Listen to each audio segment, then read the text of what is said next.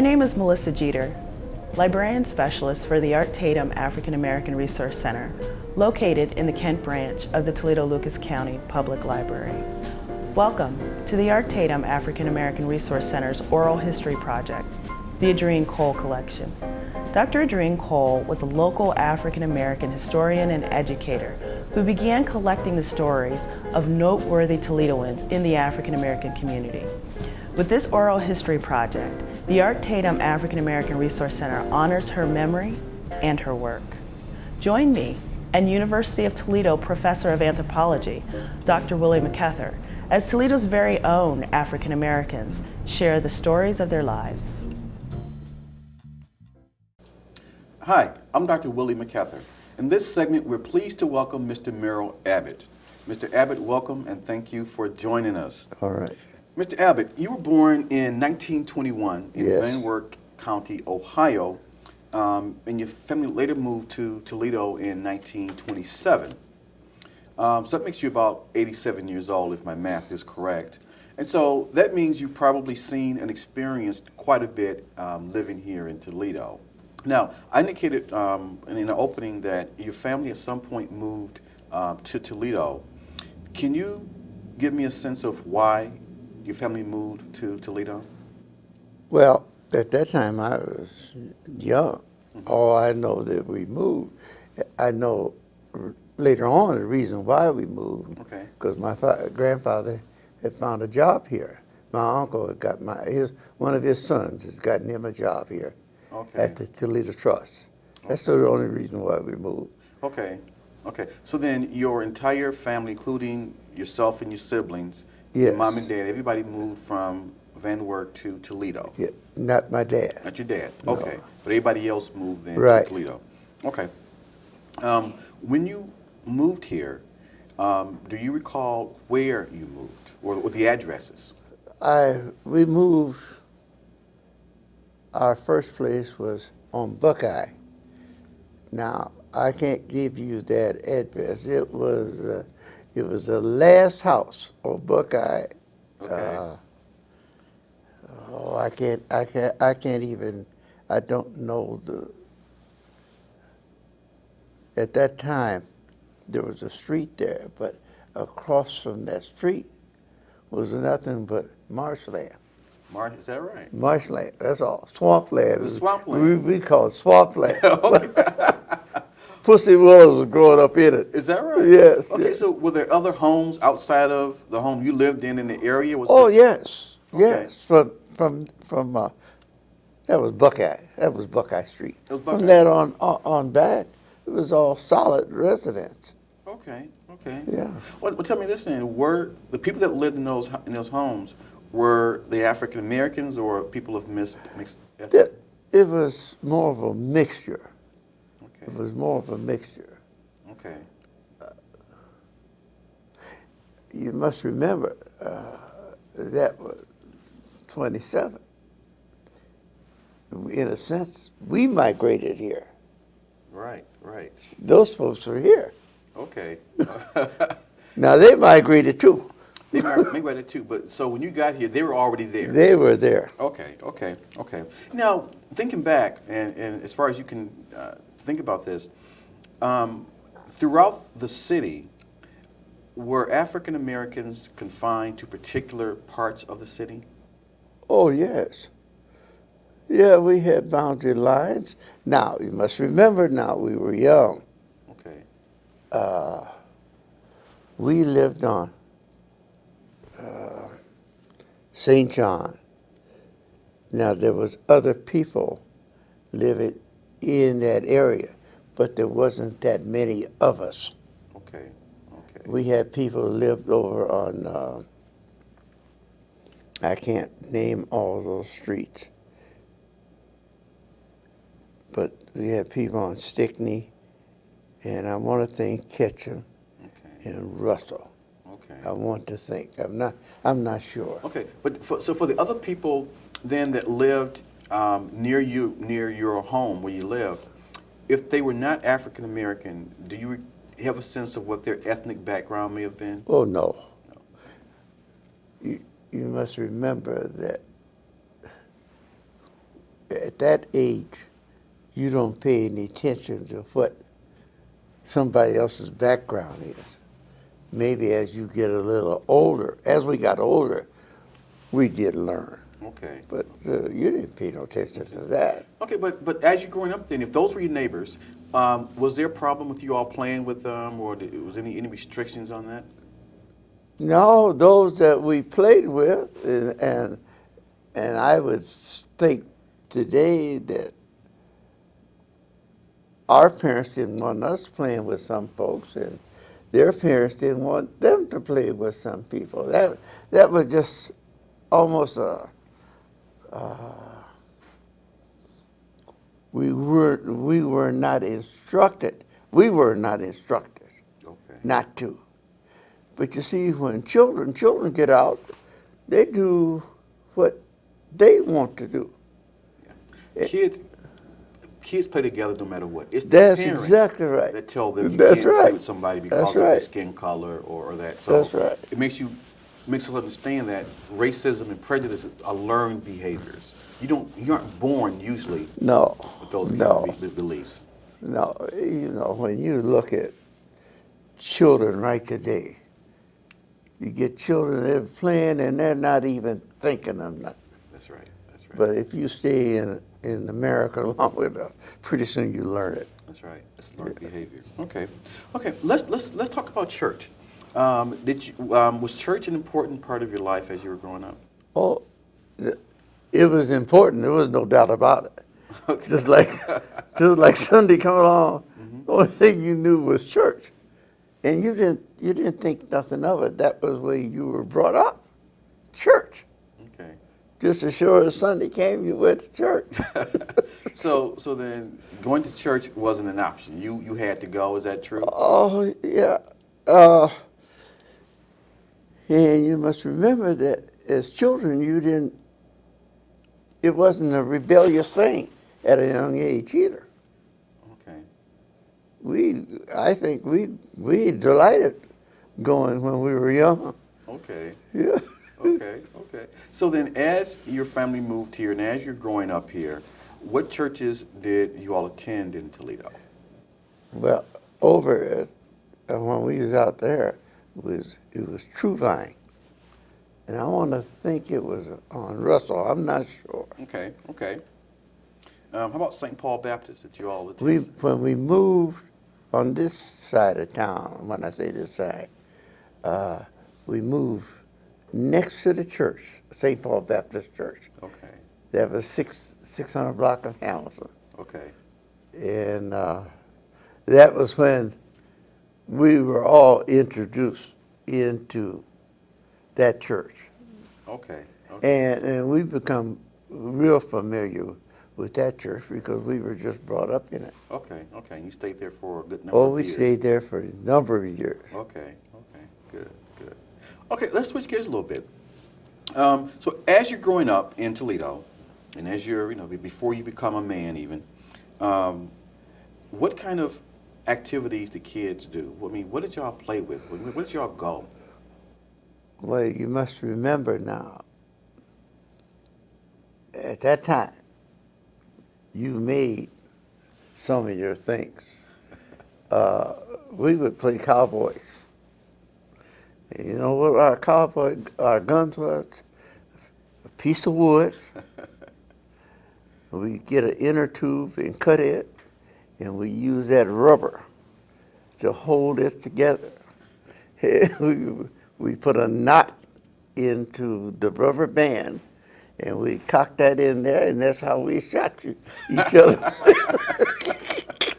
You were being very innovative. Oh, look here, you had to be, and you didn't think nothing about it. Okay. That's what you had, and you worked with what you had. Okay. Okay. Who were some of your childhood friends as you were growing up? Well, I had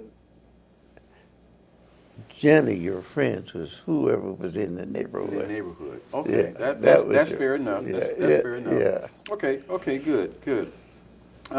Let's talk about your work. I know you've been retired since 1978. Yes. It's been a long time.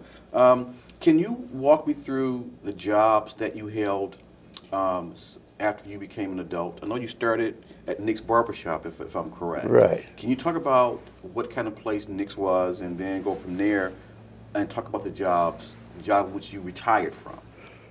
Well, Nick's Barbershop, it was a white establishment. Okay. They didn't cut colored folks' hair there. Is that right? That's right. Okay. The only colored person there was myself, and I was more of a custodian. I shined shoes and took care of the barbershop. Okay. And at the same time, a little later on, I worked in a jewelry store. When I say I worked in a jewelry store, all I did was clean the jewelry store. Okay. We, and now I'm up in 17, 18, 19 years old. Blacks, outside of a few, and I mean few, doctors and lawyers and a few school teachers, there was no professionals. Our people were generally maids, bellhops, chauffeurs, and there just wasn't a market in a sense for us. Okay. You say market, you think because there were powers to be that said we aren't going to allow certain people to have certain jobs? Oh, no. It's not a whole lot different today. Look here. This tent stops you from getting a whole lot. And like you said, the powers to be.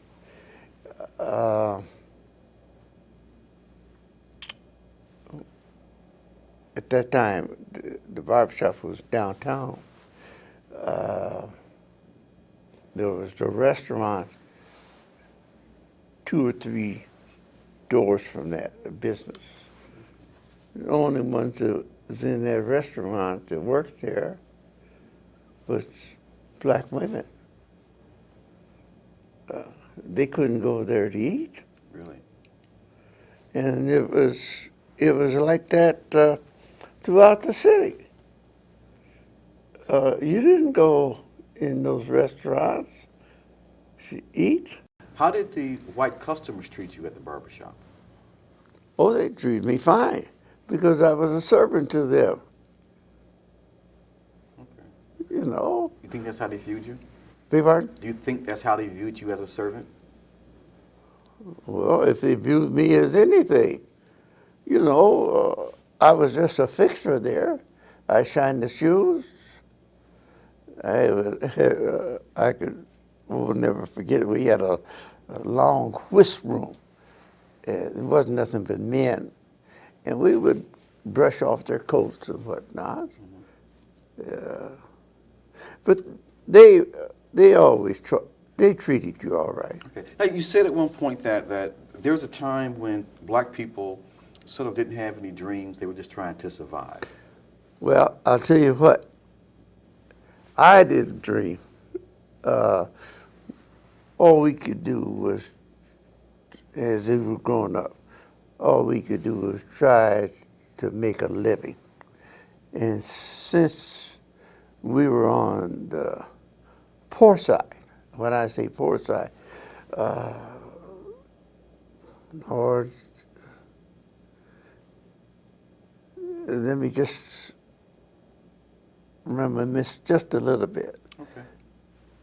When I worked at the barbershop, I got 10 cents a shine. 10 cents a shine. Is that right? Now, if the fella felt generous, he might give me a nickel tip, and I would be grateful for that. I got $2 for taking care of the barbershop per week. Per week. Per week. Now, at that time, were you trying to help support your family? Well, I didn't have no family. Okay. At that time, I didn't have nobody but myself. Okay. And I was I stayed with my grandmother and my at that time my mother had a house too. Okay, okay. So I was independent in a sense. If what can you do with $2? See, but anything that we got would be helpful. Okay. Anything. Okay. Okay, Mr. Abbott. So let's talk about you. You talk about that. You said that you mainly dreamed. What you didn't dream is about survival. What do you mean by that? Well, generally when you dream, you think of something a little far off.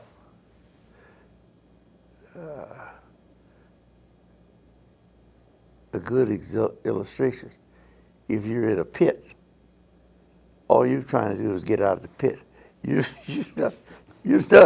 not going no further than getting out of that pit. And generally, our conditions weren't that good. We could exist. And you use the term dreams, maybe I would use the term hope. You could always hope for something better. Okay, okay, that's fair enough. Yeah. Okay, good, very good. Thank you. Okay, let's talk about your work at Martin Brothers Box. Oh, that was a real interesting part of my life. That was really the first job that I got, and I was making 25 cents an hour. And boy, that was some money. That was money. That was $16 a week for 40. Wow. For 40 hours. Okay, so that was a big check then. Oh man, we were rich. But conditions being like they were,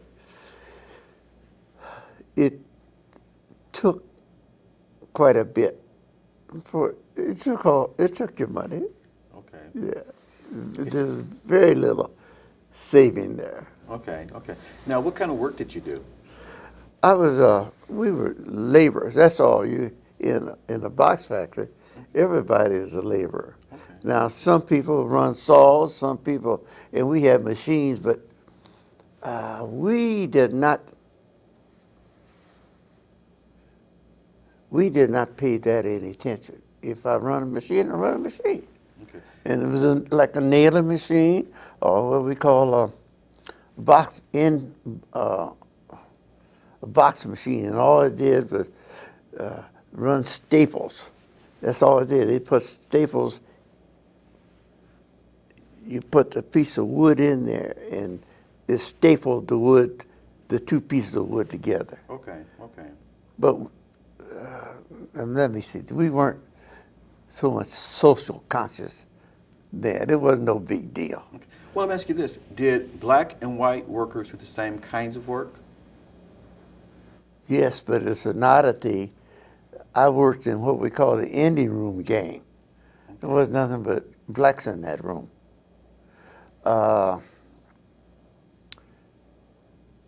Where they nailed,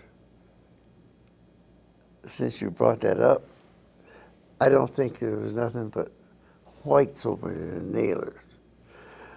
Unloading the boxcars generally was the blacks.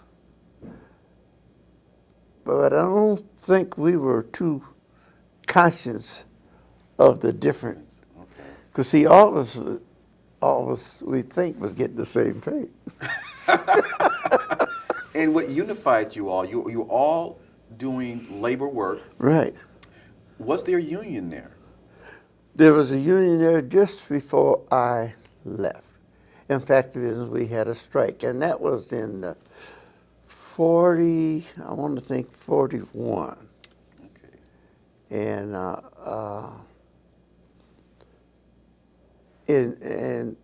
some of us were more conscious of some of the things, and I know that I had made a statement at the union meeting that later that I regretted making, but I said I wasn't going to retracted. But it was out then, right? it was too late. But the thought came to me that I better leave there, and nobody threatened me. Okay. But the thought came to me that I better leave. You know, and see, the disadvantage, we were all working people. And at that time, well, most of even the whites that were there were Polish. And I injected that. We didn't, since I didn't work with them, I didn't have no problem with them. Okay. Okay. See? Okay, good. Okay. So then, now, what happened after you left Martin Brothers Box? What was your job after that? I went to work for Continental Baking. There's Hostess Cupcake Okay. out on Star Avenue. Okay. I didn't stay there that long because we were in the war at the time, and I got a letter from the draft board saying that if I didn't get into a defense plant, I would be drafted. So what did you do? I got into the defense plant. Okay. that was simple. So that was an easy decision to make, right? Okay. That made your decision. Okay. And then, see, at that time, I had a family, too. I was beginning a family. Okay. Okay. So now you're married to your wife, Hazel. Hazel. Okay. And how did you all meet? Well, I lived right where I live at now. And her uncle lived 2 doors from me. She came from East St. Louis and stayed with her uncle. Okay. And I just saw this girl. So she looked good to me. And there was another girl in the block. It was a friend of ours. Okay. And we weren't that bold then. I got this girl that was a friend of mine to introduce us. Okay. That's how we met. And that's how you met? Yes. Okay. And you've been married now for how many years? Well, we married in 41, and this is 69. So that's 68 years. 68 years. Or 67, however you want to count it. At some point, I mean, the numbers start adding up, but I mean, Yeah. wow, that's an awfully long, good marriage. And you have how many children? 10. And, do you have any grandchildren? I have 17 grandchildren, and I think 11 great-grandchildren. That's a big family. Oh, yes. It's a large family. My grandfather had a large family. Okay. And we're family-oriented. Okay, good, good. Okay, let's go back to your work. I mean, so you met your wife Hazel and you began your family, and somewhere in there you began to work for a defense plant. The first defense was American Propeller. American Propeller. Yeah, all they did was make propellers for the airplanes at that time. Okay, okay. And where was that plant located? On, that's Lasky, I think. Lasky, where the powertrain plant is today. Okay, that's where it was located. Okay. Okay, and so how long did you work there? I worked there for about 2 years, from 42 to 44. The war was in full force, as far as I'm concerned, but it was kind of winding down. Okay. And the need for propellers had lessened. Okay. And that's how we got laid off. Okay. And they sent us to the Union Hall. And, the Union Hall, I got a job from there. I went to Willys. Let me go back, though, to American Propeller. At that plant, were there a lot of men and women, blacks and whites? What was the makeup? At Propeller plant, there was more men than there was women. it was more manual. Okay. In fact, I know there was some women there, but there wasn't a whole lot. It was mostly men, though. Mostly men. Mostly men. Okay, Yeah. good. Okay. So then from there, then you worked for about a couple of years, and then you began working at Willie's. Right. Okay. And I only spent my time at Willie's was a real short time. And then I had to go into service. I was drafted. There was a law then that said wherever you left and went into, where you was working and you went into service, that's where you went back to when you got out of service. Okay. But most of us didn't realize that when we got out of service, that most of these plants were geared for the military. And there was no more military. Right. And well, Willie's went from, that's where you got this famous Jeep from. Okay. And I went back, but I didn't have a job when I come out of service. Okay, let's talk just a little bit about you being in the service. Okay. What years did you serve in the military? I was drafted in, I'm just trying to get it right now, 44, January 44, and I come out in February of 45. Okay. I was in there a year. A year. Okay, where did you go once you left Toledo? I went down here to Camp Atterbury, left in Camp Atterbury, and went to Fort Leonard Wood, Missouri. And that's where I took my basic training.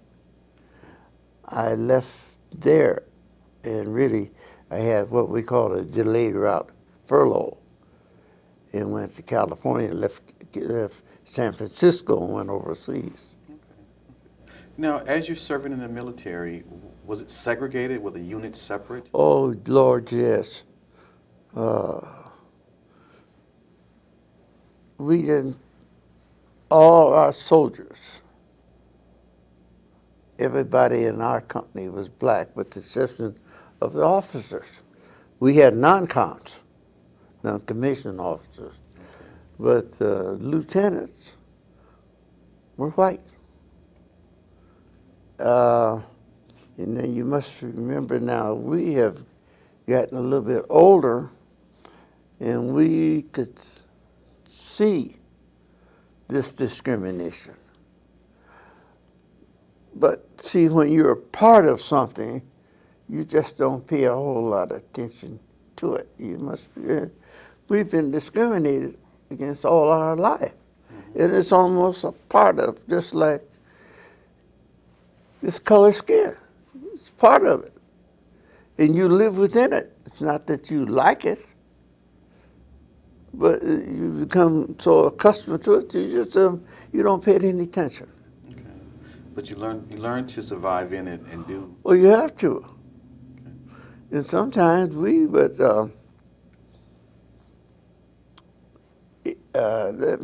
we would make games out of it. When I was in service, when you marched, you always had a cadence that you marched to. Mm-hmm. Blacks are different than whites. Whites went by 1, 2, 3, 4. Blacks sung theirs. Hey, there's just something about us. We would say a 1, a 2, a 3, and a 4. See, that was our cadence, and we kept that. And you kept on step with that. That's exactly right. So you're making the best out of the situation. Look here. No, I'm not going to use that term, but we would say, somebody got your wife and gone, a 1, and a 2, and a 3. But you know, this is how you survive. Right. Because, see, you could not actually take this and live with this. You just, look, let's just be honest. Some of this is a rebellion in you that you're mad at the world. And you know, man, you can't live like that. And that's one reason why we do some of the things we do today. But the thing is, it was a coping mechanism, and it allows you to survive today. It's what? It allows you to cope. Oh, to yes. survive. So that's the Yeah. important thing. But you would tell me at some point about an incident that occurred at a train station in Oklahoma, I think. Oh, Lord.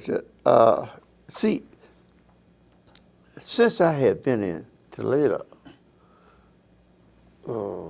we didn't have no problem riding buses and whatnot. There wasn't no such thing as colors sitting here. And see, you got on whatever seat was open. Well, when I got into service, really, now I experienced discrimination in Toledo, but when I got into service, I really, all black troops and white officers. You got to think that something's wrong. Right. And we went to Oklahoma, and there was 5 or 6 of us together. And one of the fellows he was from the city. And we went to the place, and they never said nothing to me, and we got on the bus, and I just sat down. Nobody said nothing. And I want to think the war was going on, and people overlooked certain things. But when we come back to the railroad station, and we were all standing together in groups, we were standing there together, and a porter came down to us and said, "You fellows have to go down there and get on the train. Now, the track is here." Mm-hmm. Okay. Now, we're all standing there waiting for the train. And I was bitter at that time, honest, for in uniform. And you're going to tell me I got to leave one place to get on another. Now, you have feelings about that. Did the white soldiers not speak up for you or say anything at that time? Oh, Lord, no. Even the black soldiers didn't speak up. But, that was another thing where we were in a situation that that you had to tolerate it. When you said that, I remember we had orientation, and we had a group of veterans, and this white lieutenant was telling this black battalion something. So one of these veterans, black, he said, "Lieutenant, what are we fighting for?" Now, the question he asked, the lieutenant knew what the black was talking about. And the black was talking about, what was black people fighting for? Mm-hmm. And, that broke up the orientation. Did it really? It broke it up. They just stopped, and we went on. Yes, that's a very profound question to ask. Yeah. And I think many could ask, well, for black soldiers, Yeah. What are we fighting for? Yeah. And so when we go back home, chances are things may not have changed once we get back home. They haven't changed a bit. Okay, Mr. Abbott, I want to ask you about race relations specifically in Toledo. I know that you've lived long and you've seen a lot. Mm-hmm. Thinking back, how would you compare race relations in Toledo in the earlier years to now? Well,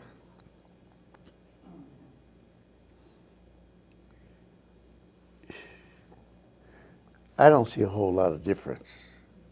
And I might be little on the radicals side.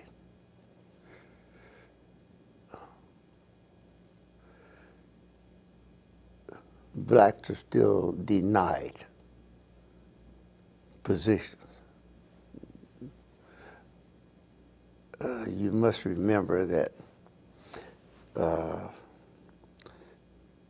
80 years ago that our population here was very, very minute. And as we have grown, all populations have grown. Right. And honestly, and I'm just being honest, I don't see a whole lot of difference. Okay. Who do you see in city council? We've had, I think, one black mayor in my time in Toledo. Okay. We've had council people, if you prorate it according to the population, we have not had a real fair representation. And why haven't we had fair representation? Well, it may be because our numbers are not as great. And I'll tell you what, black people have always been divided. What do you mean? Well, I hate to say it in this sense, but this is the way I feel. Sure, sure. We have permitted white folks teaching us to say, you're doing all right. One person out of 100, that's a large figure, might have a position. One person. Mm-hmm. One person out of 100. And if you look at it today, black folks don't say nothing. Look at all and I'm going to inject this. All that's gone in our city today, and generally, the church was always a strong thing in the black community. Absolutely. And our black preachers, and I'm going to say it, our black preachers are just as useless as two left shoes, because they haven't said nothing. Sure. And see, they're the ones that are at the top that can lead, that will have something. We don't realize the power that we have. We have numbers, mm-hmm. but we have to be together. Absolutely. In the situation that our country is in today for the last 8 years, the church has been just as silent as it could be. And the first thing they'll tell you, you don't mix religion with politics. We're living in it. That's right. That's right. So now why would you tell me not to say anything, and you're doing it? Well, maybe we need to have more people like you speaking your mind. And there are too many people who are being silent. So I certainly applaud your honesty, because there are too many people who know better. I think you know better because you can see it. Let me ask you this, though. Talking of, on the notion of black people being divided, was there ever a time in Toledo where the churches were divided, based largely on either income or on skin color? Oh, yes. Yes, yes. This is something that was created in slavery. We were taught that the person that worked in the house was better than the person that worked in the field. Both of them were slaves. Now, all you're talking about is position. And don't you need to think that that has not crept down into our society down through the years. And I can say this, and black people have been guilty of this, of skin color. If you're light, my wife said, if you're light, you're all right. Brown, stick around, black, get back. I get back. See, now that's a humorous thing that we've had in our race, but you know what? Some of that is practical, real. Was there ever a so-called blue vein church? Oh, yes. Now,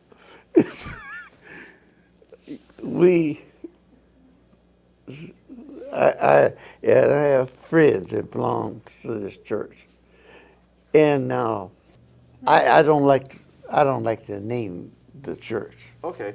I don't like to name the church. Okay. But most of those people at that time were light-skinned people. Most of them were. Okay. And you must remember now, how did we get this mixture of light and dark? It didn't come from a black man and a white woman. It come from a black woman and a white man. That's how we got our colors. I understand, and I totally agree. I totally agree. Let me ask you this. Let me ask you about Dorr Street. I've heard a lot of how it was a busy street in the early years. What's your memory of Dorr Street? Well, when we say busy, we had businesses, but you must remember that most of these businesses were owned by whites. And even then, most of them were bars. There were nothing that was contributing to the welfare of society. We did have Brother Benson, he was a mechanic on Dorr Street.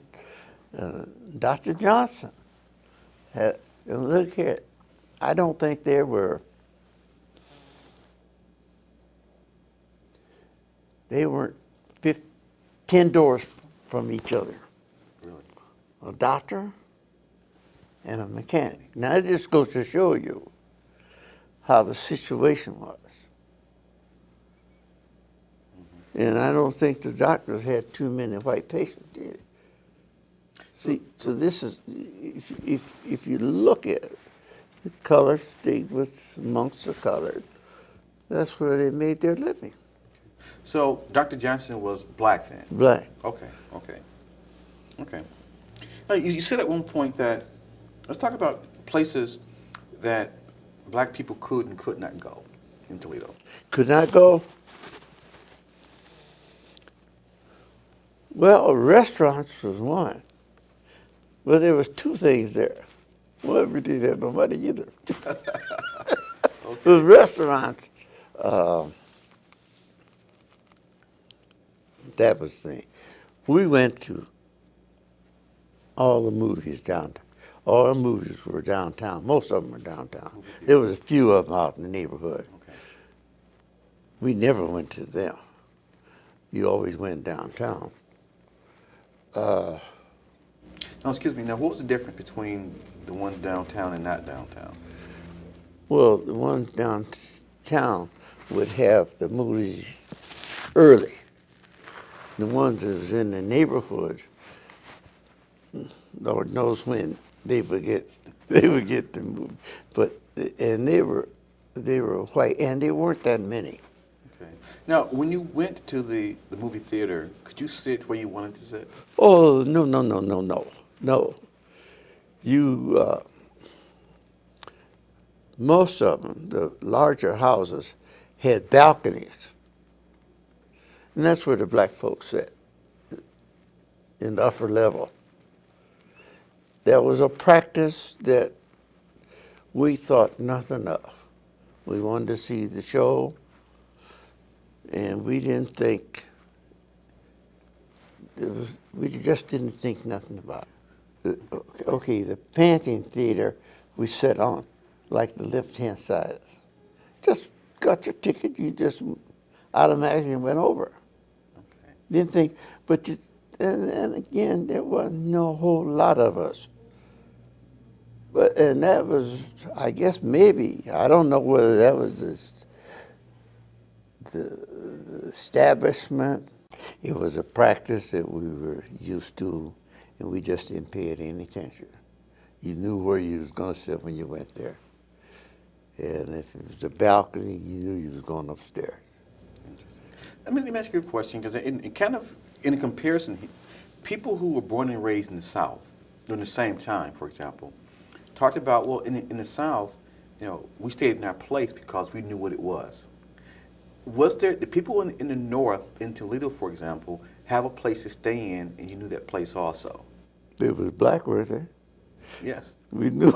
Look at it. They had a way of letting you know that you weren't wanted here or there. And it hasn't changed, has it? You look at the situation today. Now, and maybe, I'm saying this, maybe when there's only one or two of you, you don't have the problem. But you see, when you get a collection of it, man, there is a problem. That's a problem. That's right. There's a problem. That's right. That's right. They can absorb one of us. That's right. And really treat you just as well as one of them.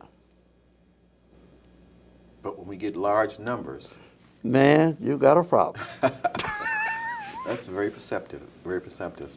Mr. Abbott, okay, as we start to wrap up here, I have maybe one or two quick final questions for you. We recently elected our first African-American president in the United States. Did you ever think you would see that come? Lord, no. I told you, I didn't dream. No. No. No way that it ever came in my mind as a black president. The first general, I think, was General Davis. His son ended up as a general too. Mm-hmm. And we as blacks, some of us blacks, cherish that. Now you stop and think of all this. When Marshall was the Supreme Court, man, this was something. But even in all that, I never dreamed that we would have a black president. Do you think that racism now is over because we have a black president? No way. No way. Because this is a tide that comes. This is a tide that's been here. And this probably will be a tide that will go. Now, you must remember that people with my mindset, they got people with their mindset. There's more of them than there is of us. So this thing will continue. But the same people will say, oh no, everything is, the same people say, oh, we don't have racism today. Look, we got a black president. True enough. I told a man several months ago, in order for us to get a black president, it'd be an act of God. Black people couldn't elect it. We don't have that number. And as diversified as we are, mm-hmm. There's no way in the world for us to get together and elect anybody. But thank goodness, though, it happened. Oh, praise the Lord. That's right. Well, Mr. Abbott, it's been such a pleasure having this conversation with you, and we so much appreciate. Thank you for coming in and speaking with us. We appreciate it. That's all right. No problem. Okay, thank you, sir. Okay.